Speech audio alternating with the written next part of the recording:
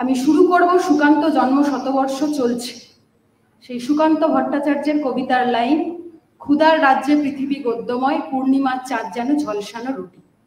ক্ষুধার এক রাজ্য এবং সেই রাজ্যে কি পরিস্থিতি এবং রাজ্য তথা দেশের কি পরিস্থিতি, সেই পরিস্থিতির কথা আমরা সবাই জানি। আজকে আমাদের যে স্মরণ সভা, সেই স্মরণ সভায় দুটো মুখ আমাদের মনে করায় প্রতিনিয়ত আমাদের লড়াইয়ের কথা।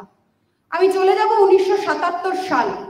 সেই 1977 সালে যে ক্ষমতা, যেখানে বামফ্রন্ট সরকার ক্ষমতায় আসে, ক্ষমতায় আসার পর যেখানে শিল্প ছিল না, কৃষি ছিল না, একটু একটু করে শিল্পের সম্ভাবনা তৈরি করার আগে কৃষিতে কিভাবে একটু একটু করে প্রতিদিন মানুষকে উঠে দাঁড় করানো যায় কৃষি এবং শ্রমিকের স্বার্থে, তৈরি হলো বিভিন্ন রকমের আন্দোলন। তার পরবর্তী সময় থেকে কৃষি ও কর্মসংস্থান, ভূমি সংস্কার, অপারেশন বর্গা, তার মধ্যে দিয়ে একটু একটু করে প্রতিদিন মাথা উঁচু করে দাঁড়ানোর সুযোগ কিভাবে করা যায় এবং মাথা উঁচু করে কিভাবে বেঁচে থাকা যায়, চাষির জমির অধিকার কিভাবে ফিরিয়ে দেওয়া যায়, সেটা আমাদেরকে দেখালো বামফ্রন্ট সরকার। আর তারপরে আমরা জানি SHG, সেলফ হেল্প গ্রুপ, স্বনিযুক্তি। সেই স্বনিযুক্তি প্রকল্পে, স্বনির্ভরতা প্রকল্পে মহিলারা বিভিন্ন রকম ভাবে ছোটখাটো ঋণ নিয়ে এলাকায় এলাকায় ছাগল, হাঁস, মুরগি পালনের ব্যবসা, এলাকায় এলাকায় খুচরো খুচরো কিছু করে ব্যবসা, মাথা তুলে বাঁচার জন্য ছোট একটা দোকান, মাথা তুলে বাঁচার জন্য হস্তশিল্প, সেইগুলো করে খাওয়ার যে মাথা তুলে দাঁড়ানোর যে অধিকার, সেই অধিকার তারা ফিরে পেল এবং বামফ্রন্ট সরকার তাদেরকে নতুন করে বাঁচবার এই প্ল্যাটফর্ম দিল সেই সময়কালে দাঁড়িয়ে। আমরা জানি তার পরবর্তী সময় এই কৃষিতে, শুধুমাত্র কৃষিতে বুঁদ হয়ে থাকা নয়, কৃষির মধ্যেই থাকা নয়, কৃষির পরবর্তী সময়ও যে একটা শিল্প গড়ে তোলা যায় এবং সেই শিল্পের সম্ভাবনায় যার নামটা আসে উঠে, তিনি হলেন আমাদের প্রয়াত কমরেড বুদ্ধদেব ভট্টাচার্য। বুদ্ধদেব ভট্টাচার্য, সেদিনকে বুদ্ধদেব ভট্টাচার্য তো একাই কাজ করেননি, বুদ্ধদেব ভট্টাচার্যরা যা বুঝিয়েছিলেন এবং গোটা পশ্চিমবাংলাকে সেই সময়কালে দাঁড়িয়ে যা দেখালেন, যা বোঝালেন, সেদিনকের দিনে দাঁড়িয়ে বুদ্ধদেব ভট্টাচার্যরা বোঝালেন আগে কৃষি, তারপরে আমাদের শিল্প। কৃষি আমাদের ভিত্তি, শিল্প আমাদের ভবিষ্যৎ। তৈরি হলো ব্লুপ্রিন্ট, তৈরি হলো নানান রকম ভাবে নানান শিল্পের আঙিনায় যেভাবে পশ্চিমবাংলাকে সুন্দর করে ঢেলে সাজানো যায়। আমরা জানি সেই সময়কালে দাঁড়িয়ে বুদ্ধবাবুর শিল্পায়নের যে প্রয়াস, সেই প্রয়াস গোটা পশ্চিমবাংলাকে একটা অন্যরকম জায়গায় নিয়ে গিয়েছিল এবং তার জন্যই মানুষ মাথা তুলে বাঁচার অধিকার ফিরে পেয়েছিল। আমরা জানি 1977 থেকে 1981 সাল 517টি প্রকল্পে 952 কোটি 19 লক্ষ টাকা বিনিয়োগ এবং তার পরবর্তী সময় 1983 সালে এই চিরায়ত যে তার বাইরে শিল্প বিকাশ কেন্দ্র গড়ে তুলতে হবে।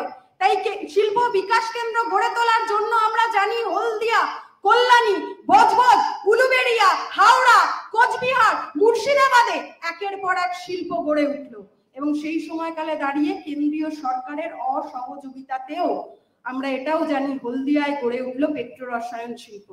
তারপরে সল্টলেকে ইলেকট্রনিক শিল্প এবং সেই সময়কালে দাঁড়িয়ে বক্রেশ্বরের তাপ বিদ্যুৎ কেন্দ্র অন্য রকমের পথ দেখালো। বক্রেশ্বরের সেই তাপ বিদ্যুৎ কেন্দ্র, রক্ত বিন্দু দিয়ে তৈরি করা সেই বক্রেশ্বরের তাপ বিদ্যুৎ কেন্দ্র আমাদের লড়াইয়ের অন্যতম হাতিয়ার, আমাদের লড়াইয়ের অন্যতম নিশান, পথ দেখালো বামফ্রন্ট সরকার। এবং তার পরবর্তী সময় আমরা দেখলাম 1991 থেকে 1999 সাল 300টি বড় এবং মাঝারি শিল্প প্রকল্প উদ্বোধন শুরু করে বিনিয়োগের প্রস্তাব সেই সময়কালে হয় 47,394 কোটি টাকা।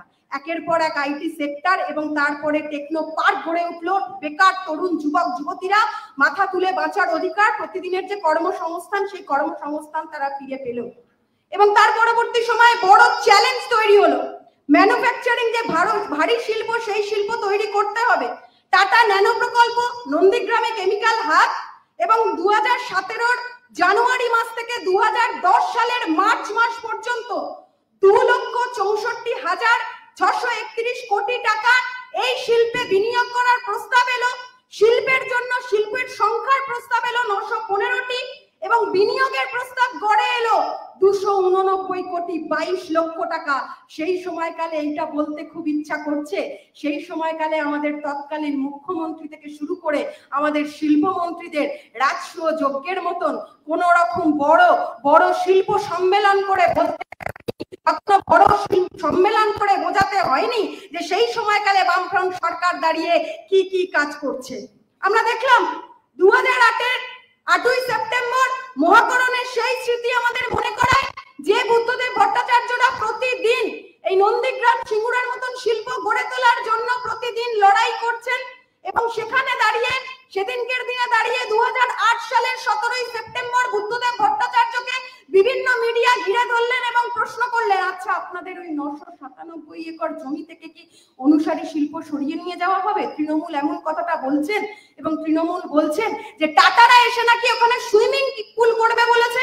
বুদ্ধদেব ভট্টাচার্য বিভিন্ন সংবাদ মাধ্যমকে থামিয়ে দিলেন, থামিয়ে দিয়ে তাদেরকে বললেন, আপনারা থামুন, এটা তো শুধু আপনাদের বলেছে, কিন্তু এই মন্ত্রিসভার বৈঠকে দাঁড়িয়ে উনি বলেছেন যে অনুসারী শিল্প মানে নাকি বিউটি পার্লার, অনুসারী শিল্প মানে নাকি ওয়াইন শপ।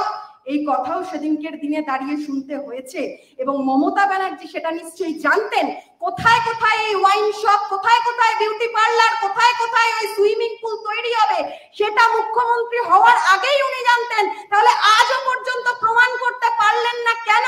এবং এটাই আমাদের প্রমাণ করে সেদিনকের দিনে দাঁড়িয়ে বুদ্ধদেব ভট্টাচার্যের মতন মানুষেরা সেদিনকে কি তৈরি করতে চেয়েছিলেন, এবং একটা মাত্র প্রমাণ আজকের দিনে দাঁড়িয়েও জোগাড় করতে পারেননি, একটা মাত্র কালো দাগ তাদের গায়ে লাগাতে পারেননি। ওরা বড় বড় কথা বলেছে এবং শিল্পের নামে নানান রকম কথা বলে মানুষকে বিভ্রান্ত করার চেষ্টা করেছে। আমরা দেখলাম সেই সময়কালে দাঁড়িয়ে কি তৈরি হলো অন্য রাজ্যের কাছে।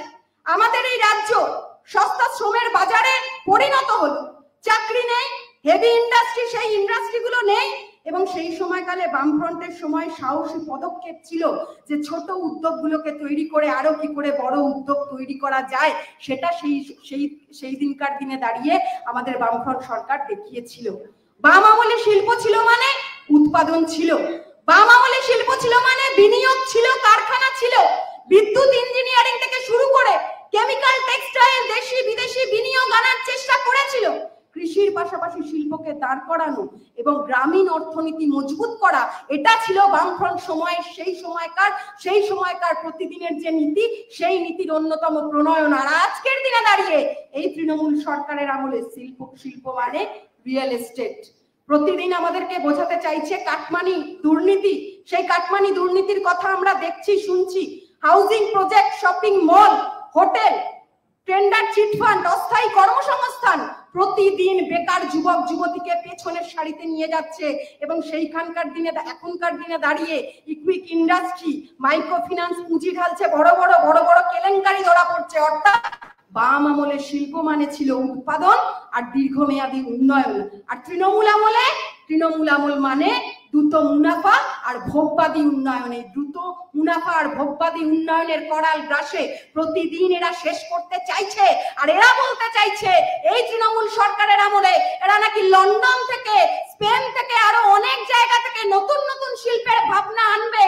আমরা দেখলাম কিছুদিন আগে ওই শালবনীতে যে ইস্পাত কারখানা করার কথা হয়েছিল, সেই শালবনীতে সৌরভ গাঙ্গুলি নাকি বড় বড় প্রজেক্ট সেখানে তৈরি করবে, ইস্পাত কারখানা তৈরি করবে। আমরা সেই দিন কি ভুলে গেছি?